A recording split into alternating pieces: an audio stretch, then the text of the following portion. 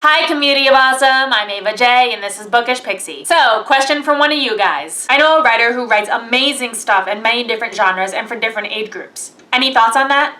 A lot of people have told her she needs to have a brand. But what if you want to do YA sci-fi and picture books and middle grade contemporary? This is an excellent question. And the answer is it kind of varies writer to writer and agent to agent. Some authors choose to brand themselves as a writer of a particular genre and category. So they're adult romance authors, or young adult contemporary authors, or middle grade fantasy authors, etc., etc. If that's what you want to do, that is totally cool. There are tons of authors who are very successful branding themselves that way. Other authors, however, like to have a little more flexibility in their careers. I am one of those authors. I knew right from the start that while I love writing young adult sci-fi, I also really love writing young adult fantasy, and I wanted to be able to have the flexibility to explore other genres and categories. I know a writer who debuted with a young adult contemporary now wants to write fantasy, and I have a writer friend who debuted with a new adult romance series and now has a book deal for a young adult historical, and I have another writer friend who writes both picture books and young adult fantasy, so